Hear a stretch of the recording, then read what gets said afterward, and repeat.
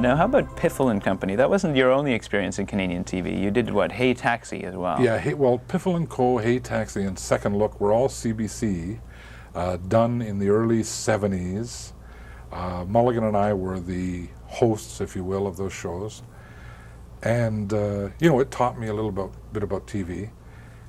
And of course, those were the days when you couldn't, if you made a mistake, you'd have to go back. But by going back, they'd have to erase some of the tape. Oh, I see. So I would make so many mistakes that finally, they would come out and threaten me, because if the tape is like this and you've made a mistake, so you have to go back and now they're butted right up to the last bit that you did, right? That's like if you make one more mistake. So it was fun. That was on Georgia Street. That's a long time ago. Yeah. Are these shows still in existence, kicking around? Do you ever see them anymore? No. I mean, that's long gone. Would you say incredibly dated? I don't know, because it's a mist, a memory in the mist. So long ago.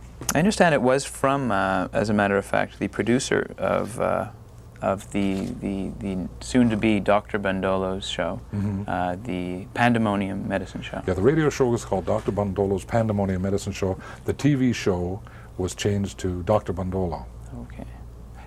Often people just refer to it as Bundolo because it became an institution, actually. Yeah, it really did. I understand, though, that you were spotted on Hey Taxi, and the guy says, "I want him." That's right. Right? Yeah. At this point, it wasn't really a show, though. Can you explain, what was it, a drop-in segment for CBC programming? Yeah, I think so. But once again, like, those things, it's a long time ago. It's we're talking, I guess, 1972, I think. Yeah. That's a hell of a long time ago, But I think what we were doing originally, and it was with a guy called Steve Woodman, whose son was a disc jockey. I don't know if he still is a disc jockey in town.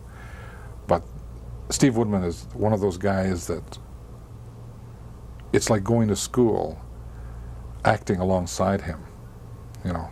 Such a talent, This guy, I think he's originally from Edmonton, and like a lot of us, went down to the States for the dream, and then came back to Canada, And he was so talented. And I think what we did is maybe little drop-ins or something, or like a 15-minute show during the summer. And from that came, I think it was called Saturday Satyricon or something. Yeah.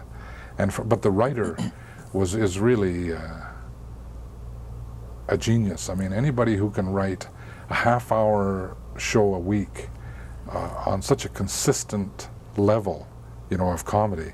His name at that time was Danny Thatchuk, when he was proud of his Ukrainian heritage. Sorry. He's now Colin Yardley. What a suck, eh?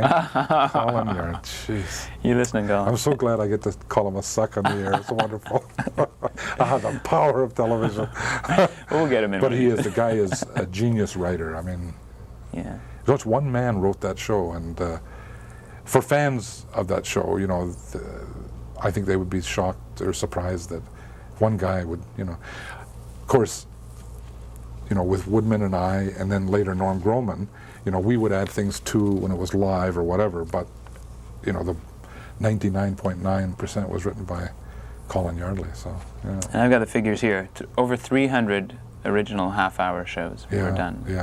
Dr. Bundolo. Yeah. It's a lot. Yeah, he's excellent. You had a recurrent character on that called Vic Vaseline. Yeah. There was a Vic Vaseline fan club in Detroit, actually. Wow. Yeah.